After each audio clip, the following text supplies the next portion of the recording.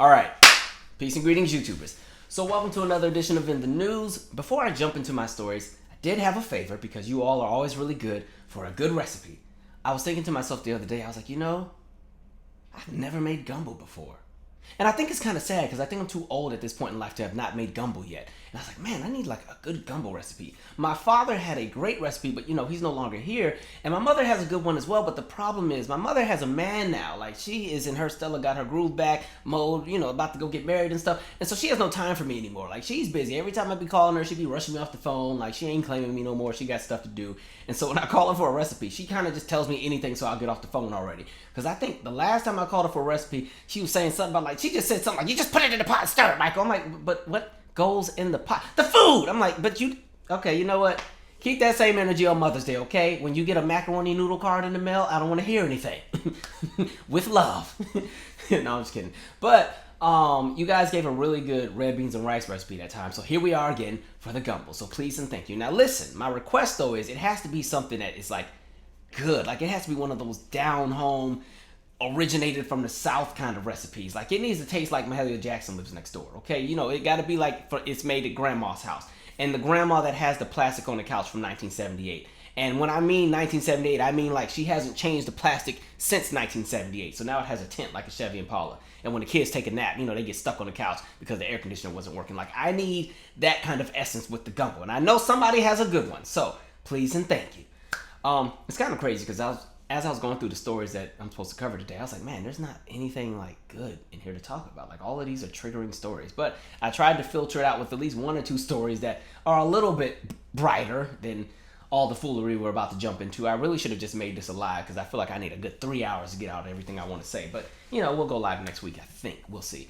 I am excited about the up-and-coming documentary from Questlove entitled Summer of Soul. Now, this is about the Harlem Music Festival that took place in 1969 over the span of about 6 weeks. And it's really dope because when I was looking at the lineup, they had like literally everybody who's somebody at this festival had an audience of about 300,000 people. And so it was like Gladys Knight and the Pips and Sly and the Family Stone and Nina Simone and Stevie Wonder. Like it seemed like this amazing festival.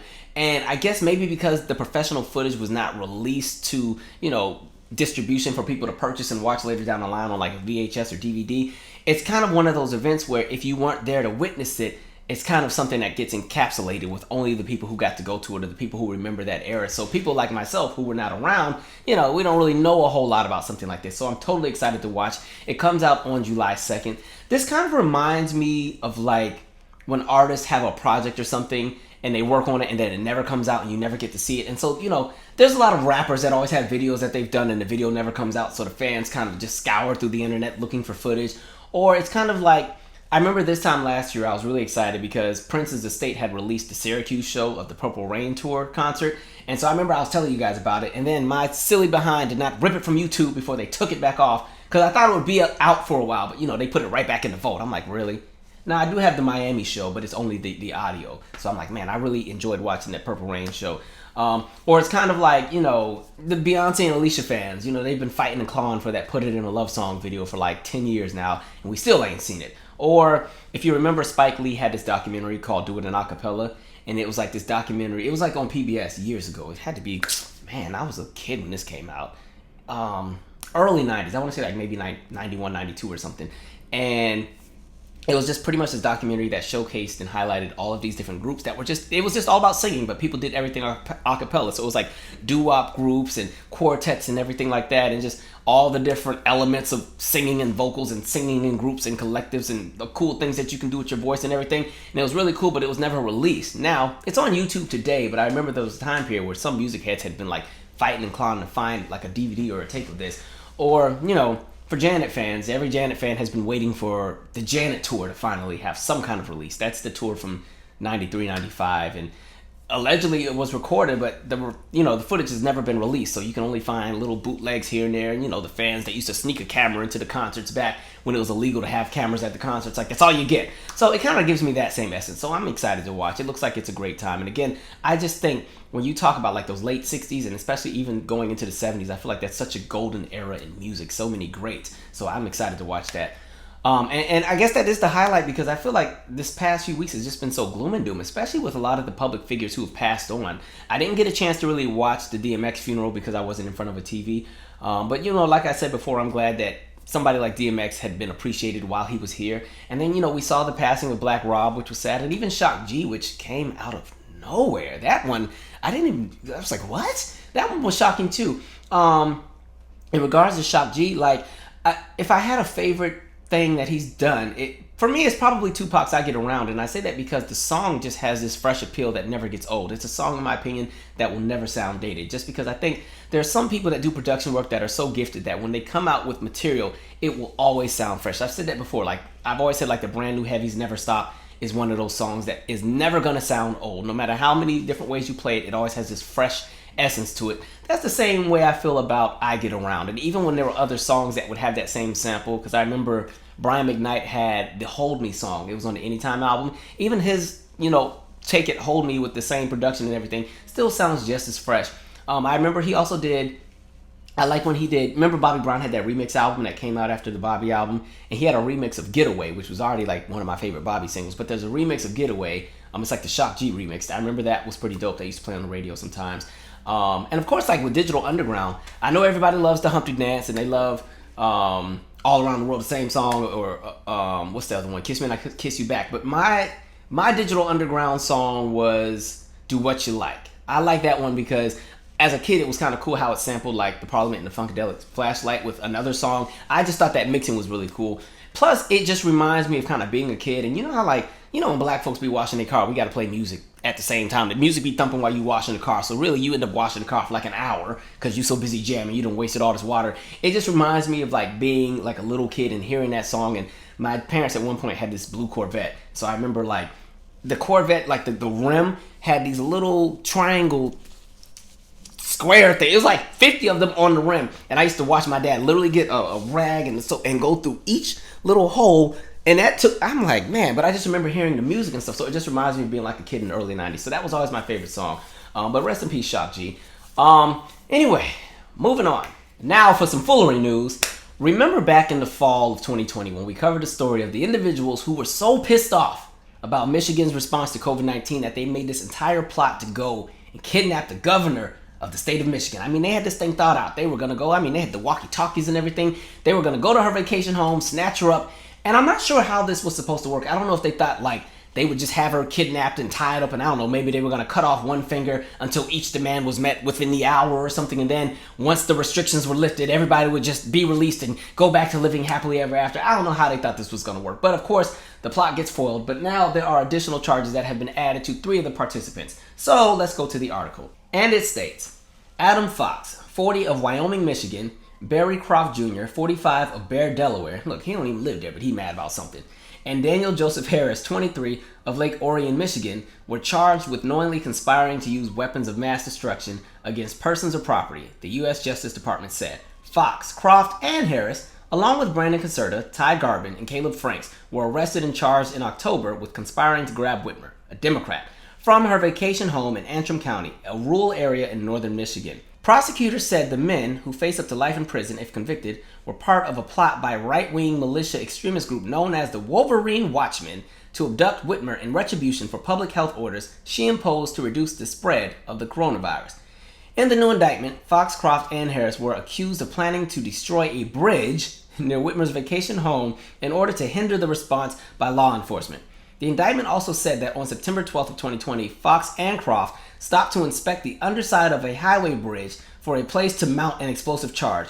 The next day, Fox ordered $4,000 worth of explosives for an undercover FBI agent posing as a co-conspirator, the indictment said. It added that about 3 weeks later, Fox and Harris made payments toward the explosives, the indictment said.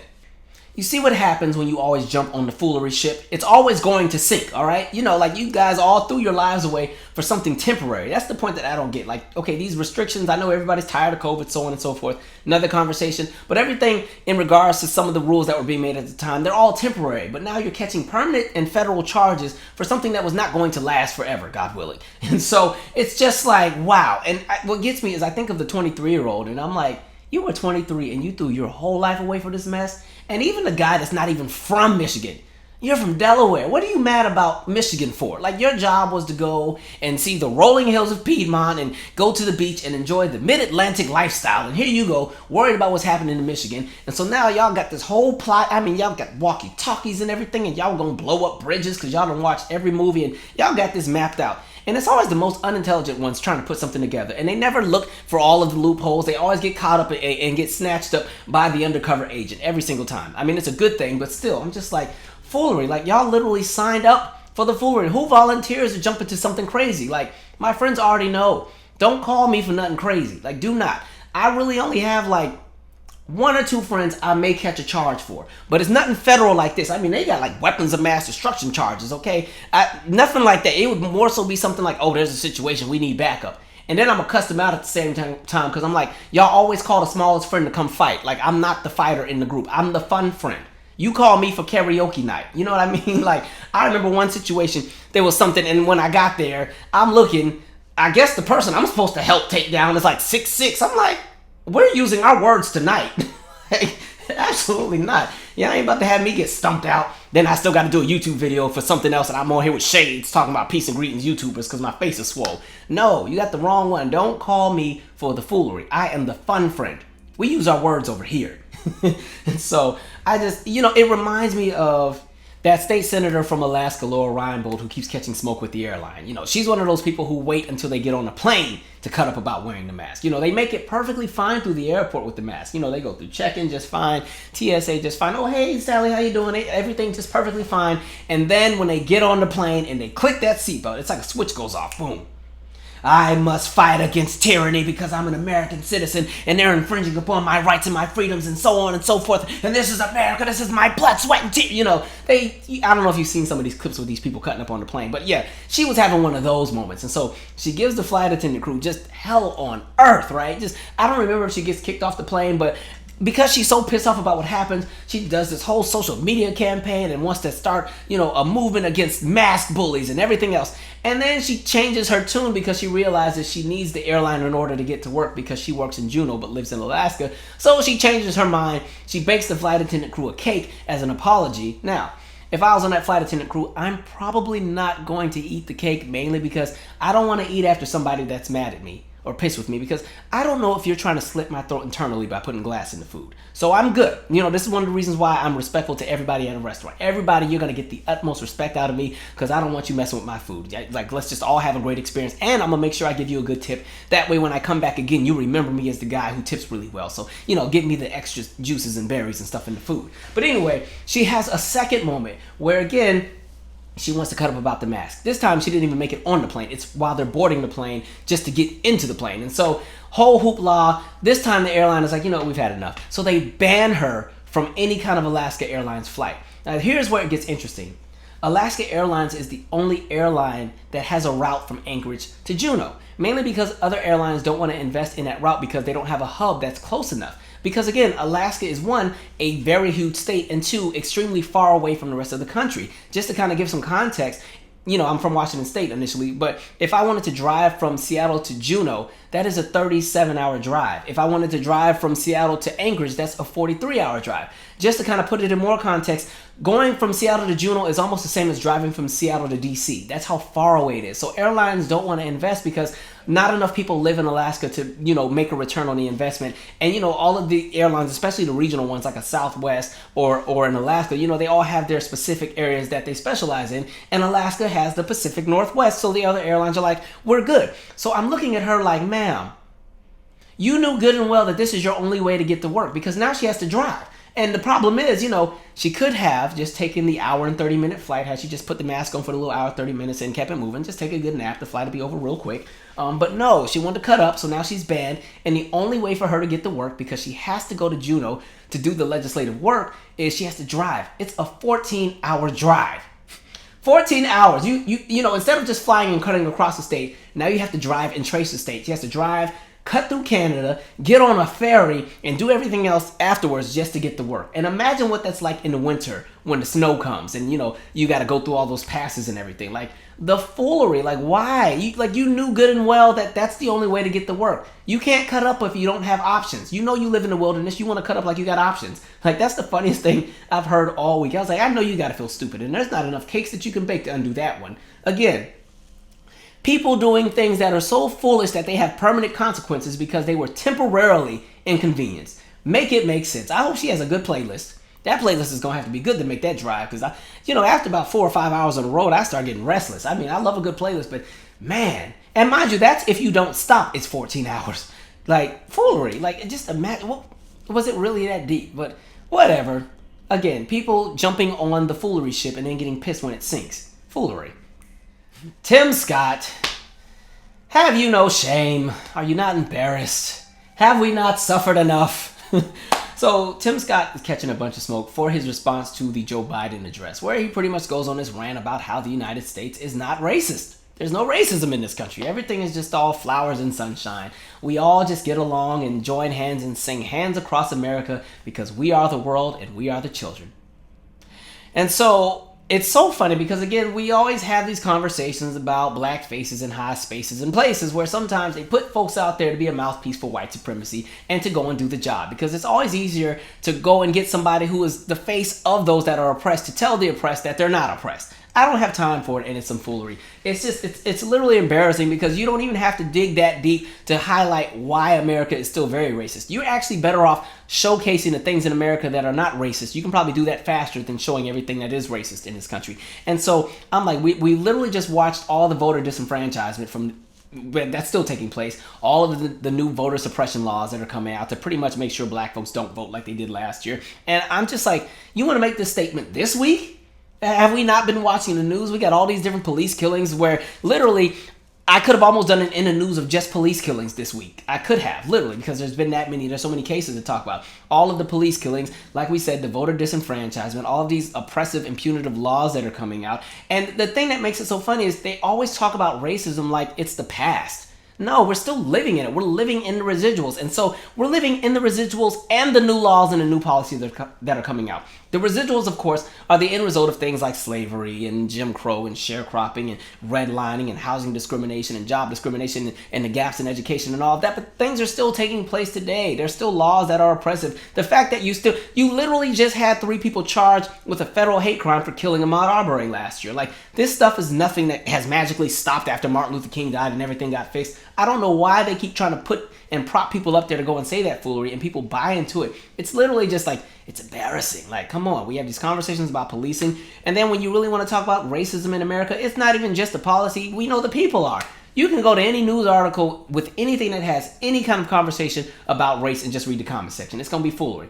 You can go to any of my videos and look at the comment section after the video's been out for a week, and you watch all the racism jump out. I get called every kind of monkey and coon in the book. And so it's just like, are you kidding? And then even with the conversations of media that we have and the things that they like to play these stupid games. I don't understand why somebody like Rick Santorum works at CNN. Especially after I saw those statements he had just made, like with about the Native Americans. I'm like, you got to be kidding me. But the part that I would like to say is, like, it's so funny because we're now in a state where racism is so prevalent in this country, both in policy, behavior, and ideology, that now those who are on the receiving end of the racism are burdened with the job of somehow being able to accept it. You keep hearing the conversations of reach across the aisle. We got to meet in the middle. I'm not meeting in the middle on racism because for me that means I'm settling with just a lighter level of racism. Okay, so I won't stand for the segregation part where I can't piss in the same toilet with somebody, but it's okay. I don't mind if you just gentrify things a little bit and you redline and gerrymander everything a little bit and you make things, as long as you're not killing me on purpose anymore, that's okay. I'll settle for that. So when they keep having these conversations of reach across the aisle, like that's somebody like a Rick Santorum, that's his job at the moment, is trying to play devil's advocate with terrible things. I'm like, I don't understand. That's why I look at a network like CNN, like, what is your purpose? Y'all might as well go ahead and be Fox News, to be honest. And so it's just like there's like this foolery that exists where Things are so terrible, they want you to be comfortable with it and just shut up about it so they can be comfortable. Absolutely not. I'm going to get on your nerves every day on this channel with this stuff for those who disagree with me all the time. Absolutely not. And so no, racism is very prevalent in this country. It's not going anywhere. And again, you're never going to get rid of racism in the United States until, one, you undo all of the policy that is wrong, pay everybody what is owed, make right with what has been wrong, give people what it is that they deserve, people who have lost land. We just saw the story about the families getting their land back in California, all that beach property that was stolen from them by the government. Like, there's just story after story after story after story after story, and we're watching it every day. We're watching new laws come into play. We're watching what's happening in education. Even with the case, you just saw the situation with the little boy that had the braids. They suspend the kid because the braids are against the hair policy at the school. Why is that a policy? Why is it that boys can't have braids? We already know what the origins are with that. And so it's just narrative after narrative. Tim Scott, sit down. You are embarrassing. Your state is already suffering enough. I need you to actually go and do some actual real work rather than sit here and play these stupid name games. And so this makes me want to shift energy, because while we're talking about it, again, this is all about a conversation of twisting words. So let's have that conversation really quick.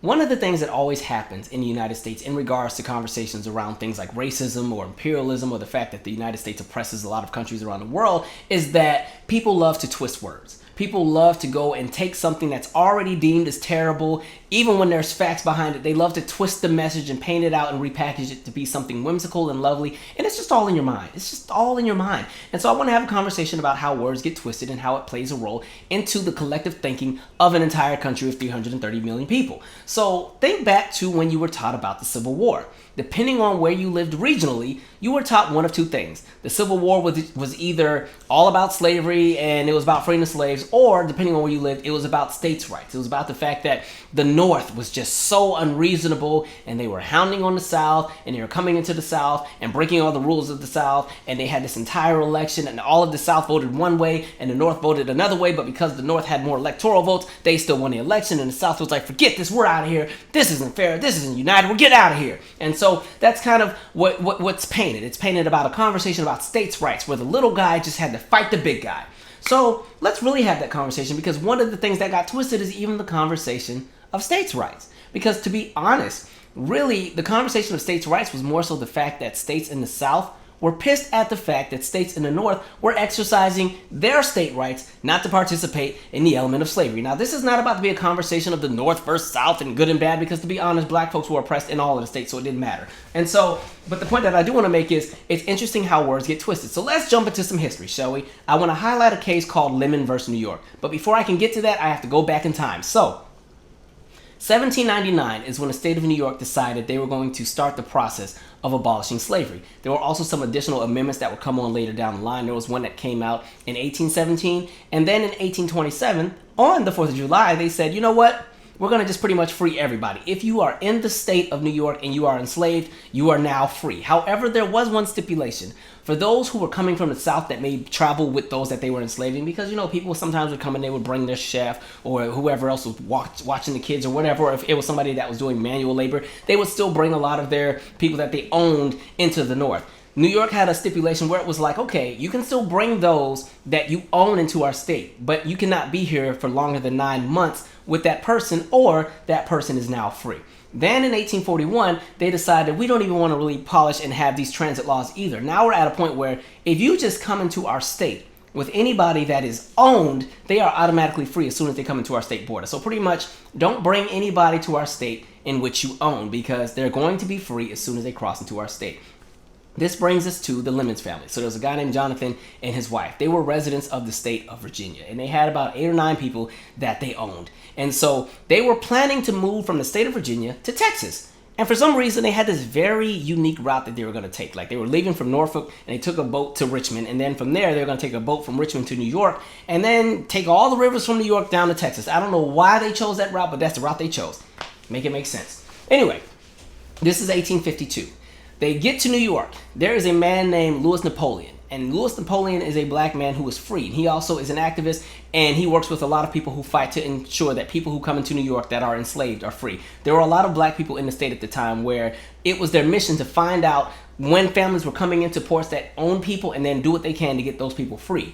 And so Louis Napoleon finds out about the Lemons family coming into New York. He gets the details and finds out everything. He's able to actually get a court junction from the judge that stops the transit of that family from going from New York to Texas. Pretty much, the state says you cannot travel to Texas with these 8 or 9 people that you all own because technically they are free in this state. They are no longer your property. And so, of course, all hell breaks loose. And so this ends up going to court. And they go to court, and pretty much the defense on the Lemons team is saying, well, no, because there's a law that came out in 1824 after the case of Gibbons versus Ogden, where it said pretty much no state can interfere with the commerce of another state punitively, meaning whatever happens in my state is my state's business, and if I bring my business from my state into your state can't do anything about it, because again, these laws are now left up to the federal government. Pause. I find it so funny that people like to pick and choose when they want to be states' rights and then federal government. I'm like, you were all about states' rights, now you want to latch onto the federal government. Okay. Anyway, play. And so their argument is no, because of that decision back in 1824, you can't go and enforce this because, again, you're interfering with our interstate commerce because this is business. These are not people. This is property. I'm traveling with my property. You can't enforce your rules on what's happening with me and my state because, again, these are my own state laws. And, again, federally, they're saying that you can't impose on what we're doing.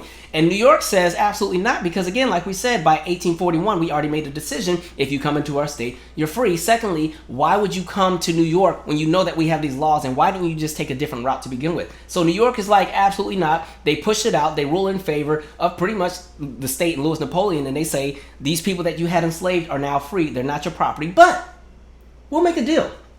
We will actually pay you the value of each of the people that you enslaved and send you on your way to Texas. Now, Lemon's family was like, oh, no, we're not doing that because you know what? We've raised these people and, we've trained them to do everything we need them to do, and they know how to do everything exactly how we like it, and we don't want to waste time going and retraining 8 or 9 new people to do everything that we need. So, no. So they go to the New York Court of Appeals. And so New York Court of Appeals is like, y'all messed up because y'all should have stuck with the first original, junction. Because, again, they said what they said and we said what we said. So, no, they are free. And on top of that, we're not going to pay you the difference or the value of what each person is worth because, again, we don't do slavery here. So, no, that's on you. You should have taken a different route. So it is what it is. Too bad. So sad. And so the case gets ready to get pushed into the Supreme Court because now at this point it's 1860 at this point. However, the case is never heard at the Supreme Court because the Civil War starts. So let's rewind a little tiny bit. Just before the Civil War starts, one of the things that was happening in this conversation of states' rights is a place like South Carolina, the residents were livid because this specific case made its rounds around the South where people were hearing, New York is over there tripping. Don't send nobody to New York. Things are crazy. Like they were pissed off because they're like, New York is not respecting the laws that we've set for ourselves within our residents and within our states. And if we're doing our business, what does New York have to do about it? Or what does that have to do with anything? So they're pissed about that. But other states in the North are also exercising their states' rights to not participate in the foolery. So a state like Pennsylvania decided, yes, we know that fugitive slave laws are a thing. And remember, this was just pretty much saying that if someone who was enslaved escaped to the North, it was the North's responsibility to pretty much send them back to the South and send them back to wherever they were supposed to go. But Pennsylvania was like, we don't want to waste our money doing that because we could use that to continue building our industry because now we're coming into the industrial era or the beginnings of it. So why are we going to waste all our good resources using our police force and everybody else to go and do that? I mean, it's kind of up to the different jurisdictions, but we're really not going to enforce it. We're not pressed about it. So pretty much just tell your people that, hey, if they come to our state, it is what it is. And so now people in the South are getting mad because they're recognizing that a lot of those who are enslaved are finding out that if you can just get to Pennsylvania, they're not even going to send you back. And, if you can get to New York, it's even better because now you're free. So, just pray that you can get to one of those 2 states and you're good to go. So you're starting to watch some people escape and so on and so forth. It's pissing them off. And you have a state like New Hampshire that decides that black men are eligible to vote. And that pisses them off even more in the South because, again, once they heard the Dred Scott case back in 1856 and it was reiterated again that black people were not people and they were only 3/5 of a person, a whole lot of people were mad like, wait a minute, how you going to let them vote? They ain't even people. And white women down there were pissed off too because they're like, wait, now we don't even get the vote. You mean to tell me black men in New Hampshire get the vote? Absolutely not. It was decided, no, you people are not even people. 3/5 of a person. What do you mean they're allowed to vote? Now we're letting them vote too. They get to be free over in New York. They get to do whatever they want in Pennsylvania, break the law, and not come back to the South to face justice. And now they're voting? You mean to tell me they're voting? They're going to make decisions that can possibly play a role into what happens to me down here? Absolutely not. And so the people in the South are just absolutely livid because they're like, we can't even travel to the North anymore because they're going to snatch those that we own. We can't do anything. Everything is out of control. We have no voice. We are out of here. And that's one of the main reasons why South Carolina was the first state to secede from the Union and say, F this United States crap, we're out. And so it goes and it goes further. But again, when we talk about words, it's never been presented that way to most of us. We were always taught that, oh, it was the big bad North came down and they were beating up the South. And again, but I mean, all of it plays into a correlating circle. But it's just interesting that, you know, when we have these conversations, words are twisted. And that's exactly what Tim Scott is up there doing, up there embarrassing himself, trying to paint something that he knows is not true. And like I said, there's always that same formula you see. They'll always go and get black people to be a mouthpiece for white supremacy when they want them to go ahead and spread a message that white folks know they can't say collectively out loud because they know they don't want to be deemed as racist. So you go and you dig out of the pool of Paris Denard or Sheriff David Clark or Candace Owens or even Tim Scott or anybody who will play into that role and play their position. That's exactly what he's doing. What a joke. But again, conversation of twisting words. There's no way you can look at the history of the country and even the current existence that we're in now and what we're witnessing each and every day and sit there and say that foolery and talk about this is not a racist country. Please. This is one of the most racist countries in the world. The whole world is already racist. There's anti-blackness globally everywhere. There's all kind of situations of racism with different groups of people, even when they're not black, depending on where you live all around the world. But specifically with the United States, this country is built on it. So you're not going to sit here and lie just because you got into a position of some power. And look at what you have to do in that position. Play the role. Foolery. Anyway, moving on.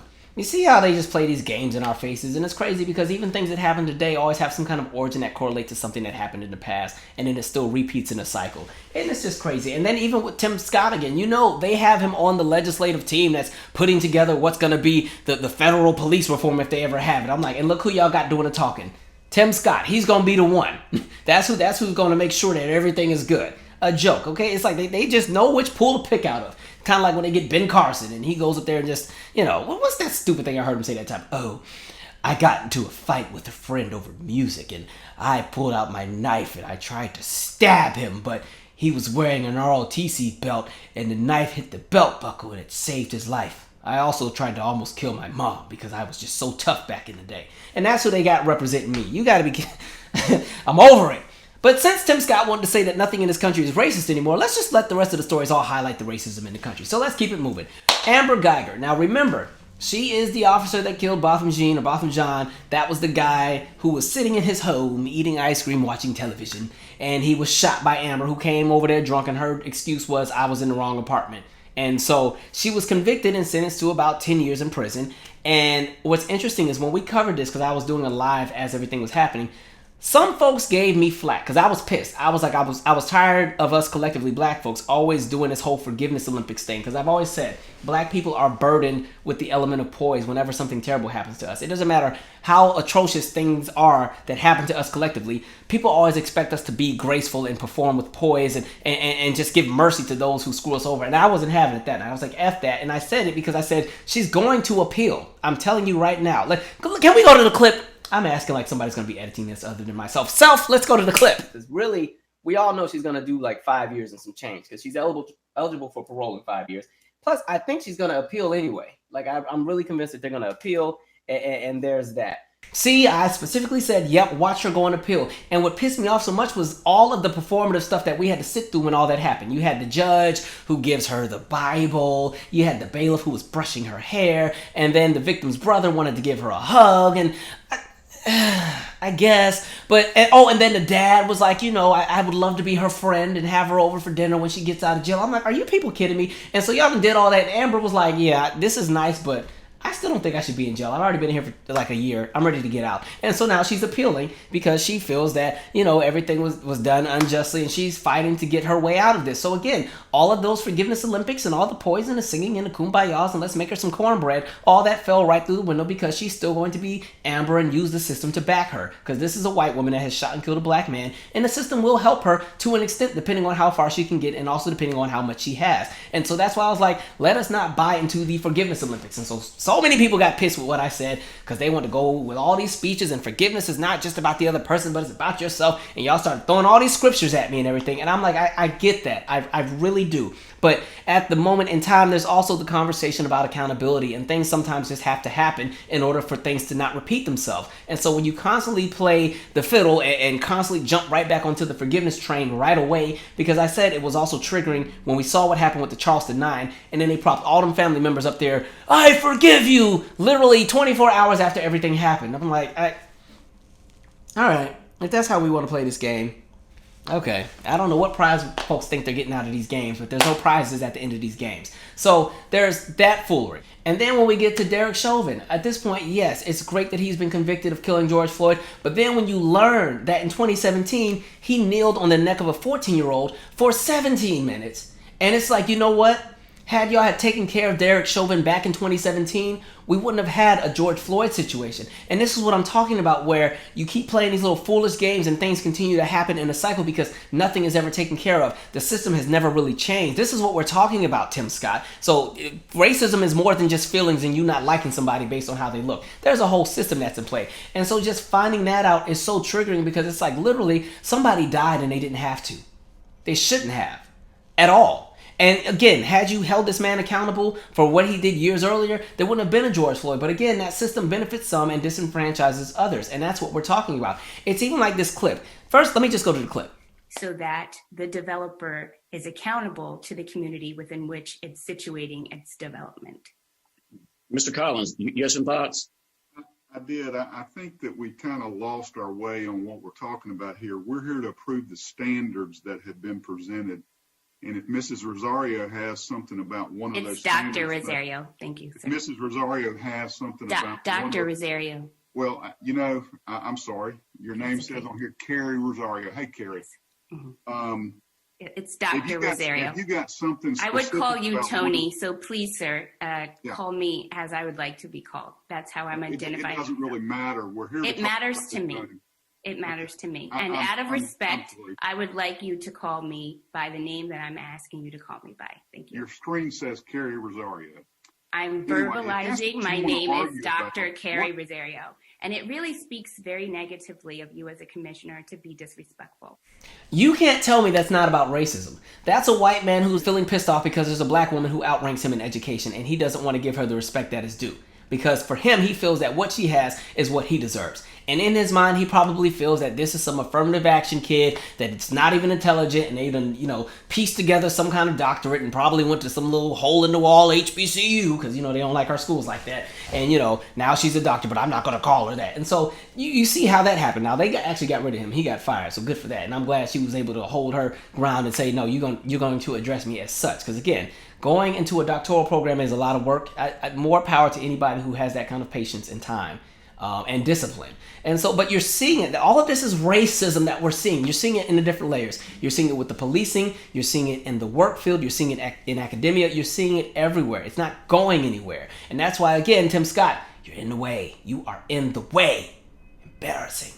Oh, but let's keep the conversation going, shall we? Let's talk about the racism that exists within the media and how information is delivered to the masses. And depending on how people see the world and depending on the outlet that they also view their information from, it plays a role into the public perception, which also correlates to the conversation I want to have about Bryant after this conversation. And so think about how we were all introduced to the killing of Anthony Thompson Jr.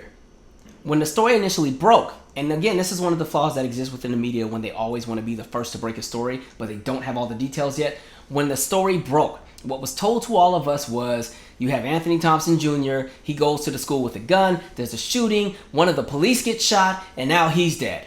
And depending on how people perceive things, their assumption is he went in there and started shooting everybody and everything and shot one of the cops and then they had to take him out. That's probably the narrative that was there, or maybe he killed himself. But then when you see the police body cam footage, which I hate that I watched it, you see this kid sitting in a stall who's being confronted. They're pretty much saying it's time to go, we're going to arrest you for whatever. And as they're arresting him and pulling him up, he's saying, wait. There becomes a whole struggle. Next thing you know, trigger-happy police start shooting. And they shoot their own resource officer. So the resource officer gets shot. The trash can gets shot because, again, and mind you, there's another student in there as well. They're shooting everybody. So it's a miracle the other student didn't get shot. And then, of course, he gets killed. And so when you see that video, there was no student breaking their necks trying to shoot the police or do anything illegal. All he was literally saying was, wait. And even hearing the texture and tone of his voice, it's a nervous, like, wait, hold on. Let me process what's happening here. Because, again, I don't think people understand the experience of out of nowhere you're minding your business and then a police show up and they want to take you somewhere. Like, it takes a lot to receive all of that, especially when you're met with 4 or 5 cops. And then when you get to the context of why the police were called in the first place,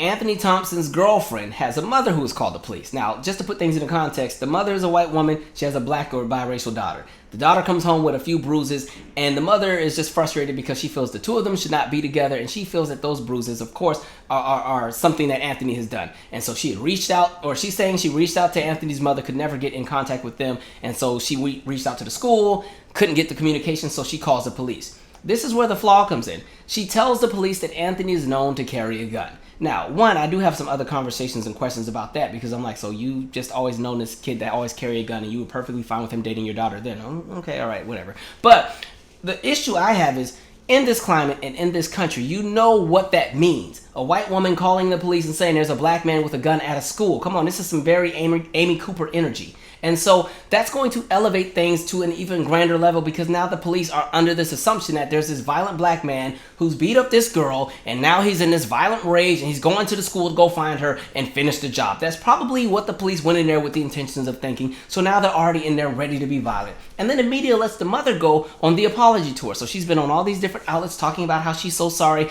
to Anthony's mother and she never wanted it to get this far. And, you know, she was totally shocked when she was minding her business and she saw helicopters near the school. It just made her so sad. So now here come the tears and paint her out to just be the damsel in distress. And you really haven't gotten a chance to really hear from Anthony Thompson's family. There will be no charges filed in the police shooting, even though for me, in my opinion, if you look at the video, it was unwarranted because I know people are going to break their necks and say, well, why did he have a gun in the school? Does that warrant being killed? Especially if you were not using the weapon. He was in the bathroom stall sitting on a seat.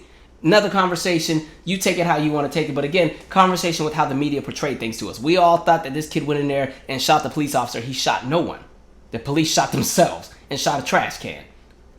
Let's jump to Ma'Khia Bryant. So this was a really difficult one to follow. I'm not going to lie. I was a little disappointed with a lot of the commentary I've seen from some people because there were just so many people who were so comfortable justifying all of this right off the bat. Even when the full picture had not been painted, and it still hasn't been painted all the way, people already had their solutions and it is what it is. I noticed that when it comes to black people who are killed by police, whether it be black girls, black guys, anything, there's always a one size fits all. We're burdened with the element of not getting any grace. It is what it is when it comes to us. Should have complied. You know what system you live under, so why go through all that? Like, we've gotten so comfortable with the idea of police killing us that now you have people breaking their necks to defend that system. I'm not down with that. But what I want you to pay attention to is, the first thing I noticed in some of the clips is, you see the police standing there talking about Blue Lives Matter after they just killed a girl. You have a community that's outraged, people that are crying and just distraught because somebody has gotten killed, and you want to brag about Blue Lives Matter, which was not even a part of the conversation. So that right there automatically closed a window for me because it's like, okay, so now I know that the police already went into this with the wrong perception anyway. This was not about de-escalating a situation. This was about going and pushing weight again. And so we just had a conversation on the Dante Wright video about the fact that black youth are never even allowed to be youth. They're seen as adults. We've already seen the research where even in academia, when we're talking about in schools, girls as young as 9 years old are already seen as adults. And so this girl, unfortunately, she never got any of that grace of her adolescence. She was treated like an adult and they pretty much finished her off. But the other issue I have is, in the video after she is sadly shot, you see other officers standing around. And so my question becomes, how long were all of those officers standing around? Because the officer that shot her is the one that pretty much pulls up, comes out, starts shooting. And so I'm looking at the other officers because there were a handful of them out there. My question is, why did they not de-escalate the situation before it even got to that part with her having a knife? What we saw with her running with a knife, to me, that comes off as the end result. That's somebody who's frustrated. Everything has been going on because, again, this is a 15-year-old fighting adults who had been sent to go and fight her. And so you have this 15-year-old where her younger sister calls, 15 or 16, her younger sister calls the police about everything that's happening. This girl is under distress with everything that's happening. She has nobody in her corner. You have these police who are supposed to be there to de-escalate, and they're standing around, and then here comes another officer, trigger happy, pop, pop, pop, pop, pop. 5 shots. You can't justify that for me. And again, when we talk about the fact that you can go and dig up a bunch of clips of people with knives going after people, and again, the police found ways to de-escalate. A lot of people, again, when we have this conversation of twisting words, a lot of people said, well, what if they didn't stop her and she would have stabbed the girl? The police saved black lives. I saw a lot of racist people latch onto that argument. So it's interesting, again, when we talk about people love to twist words. All right, they will twist the word, twist the narrative, and paint it around. The same people who were running talking about, oh, this saved a black life, because I'm talking about the racist folks who latched onto that argument. Yeah, I don't care about black folks anyway, so cut the crap. Just say you want to protect the police and keep it moving, okay? And so I just saw all of that as foolery. And then Ohio is a stand your ground state. The girl, if you're looking at the laws with what Ohio has, they pretty much have a similar law where if you feel that you're in danger, you can defend and protect yourself. If a group of grown adults have come to jump a 15 or 16-year-old girl and she's by herself with no support in the area, she's technically standing her ground. So it's interesting to see how the laws verify, or how the laws kind of vary and shift depending on what people look like, where they're from, how much they have, and sometimes even what gender they are. Because again, you're seeing black women, black girls also get pretty much the brute and pretty much just the nail and the hammer when it comes to what's ever happening with what we call justice in this country. And then again with the police, I'm like, you also had a taser. Why didn't y'all just tase the girl before it even got to the point where she had a knife going after somebody? And people were trying to say, oh, well, with the taser, you only get one shot. Let's not talk about the aim, because the way the police have perfect aim when they want to kill us, but then all of a sudden they don't have aim when it comes to the tasers, I don't want to hear it. And again, there were more than one officer. I'm not trying to say all the officers should have tasered at the same time, but again, there were options that were there. But again, they just went to the status quo. Let's just go ahead and shoot and kill the girl and keep it moving. And for me, because the police stood there and said Blue Lives Matter at the end and made this something political, it's not even about justice. It's not even about what was right versus wrong or protecting anybody's life. It was about the fact that you literally killed this girl, and then you want to stand and boast and be proud and latch onto some stupid political talking point to justify it all, and then paint yourself to be the victim and paint it as if I was just doing my job. It is what it is. It comes with the badge.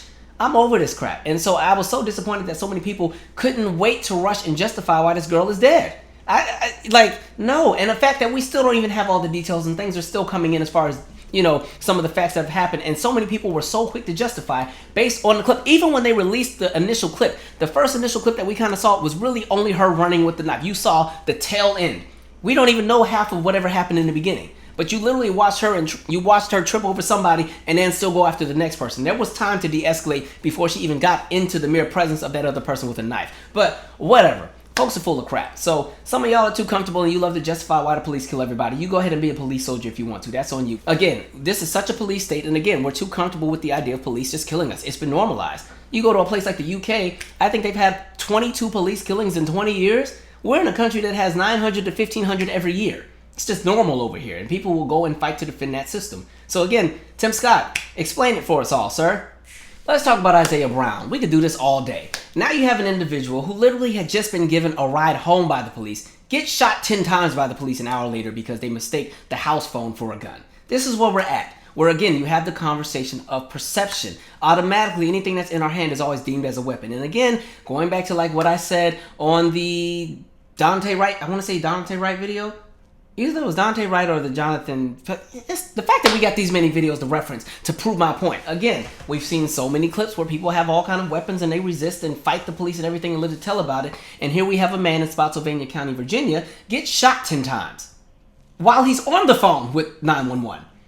I need y'all to make this make sense.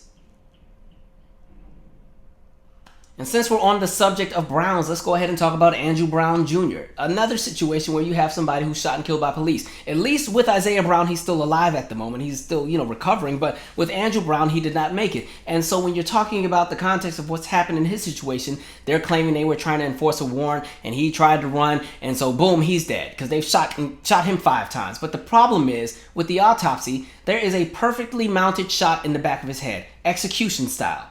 And the police don't want to release the footage because, of course, it's going to be some hell on earth when people see that there's some foolery and all of that. And so a judge has decided, no, at least for the next 30 days, we're not releasing the footage. And what makes this one questionable is there are at least 5 or 6 different outlets for footage because there's body cams, There's the dashboard cam. They don't want to release any of it. And they're trying to say all of this is justified. And really, that 30 days is just for them to try to figure out and put together a better lie. Because again, this is a state where they believe in protecting the rights of the police when it comes to body cam footage. That's the purpose of the body cam, is so that you can hold people accountable. You can see what the issues are. If the police did nothing wrong, release the video. It'll justify whatever is justifiable if that's the case. But again, you have these games that are being played. And so now you want to enforce this really strict, curfew, make sure everybody goes in the house. You don't want people protesting. On top of the fact that we've watched all of these states introduce new laws when it comes to protesting, whether it be Oklahoma or Florida, and, people can now be hit and driven over, or people can be arrested for just protesting depending on where you live. Like, all of this is full circle. And you want to sit here, Rick Scott, or Tim Scott, whatever you name it. All the Scotts are trash anyway. But you want to sit here and say that racism does not exist in this country, and we got all this foolery to talk about. Is this what we're doing? These are the games we want to play today? Just foolery all around. And it's crazy because I could keep going with the examples. We could talk about Dave Gossman. That's that police guy who made this whole speech about how great the sex with his wife is after he as a police officer shoots somebody. You've never had sex until you shot somebody. This is the kind of mess we're dealing with. These are the people that are patrolling the streets and terrorizing black people. Again, we could even talk about what's happening with the Penn Museum and everything in regards to them having the bones of victims from the MOVE bombing. We've talked about the MOVE bombing a lot on this channel. That's back in '85, where the government literally dropped a bomb on an entire city block because they were pissed off with a specific leader in his organization and they wanted them out of the area. So they just bombed the whole block, killed babies and children. And so now you have bones where you can't even identify who's who, and you put it in a museum like it's a freaking dinosaur at the Smithsonian. Like, this is the kind of stuff we're talking about. Or the clip we saw where the kids got arrested because they were on bicycles and did not have a license to ride the bike. This is the stuff we're talking about. Or even if you want to talk about the state of Mississippi and how they pretty much made it law where, no, we're not going to change the judicial system in regards to life without the possibility of parole when it comes to kids who are arrested. So sadly, if you're an 11 or 13-year-old and you do something extremely stupid and they give you life without the possibility of parole, it doesn't matter 50 or 60 years from now when you're in your 70s, you're still not getting released because, you're a threat to society. Something you did when you were 11, we can't trust you at this age. So no, like, all of this is a joke. And the fact that every example I've used today is from the last 2 or 3 weeks. Anyway, that's all for me today. Share your 2 cents. I'm out. Subscribe. This is the album where I try to give a taste about the past. All the lessons on relationships and bonds that didn't last. On the gas every foot, so she said I move too fast. Gonna crash in a place where there's nothing but the masses. Judging, she's up for the picture. Push me to the curb, but she finds another mister. Cut him to the edges of the heart, I gotta find another victim. She dissed him, was good and now she missed him. Come on. Pick up the pace.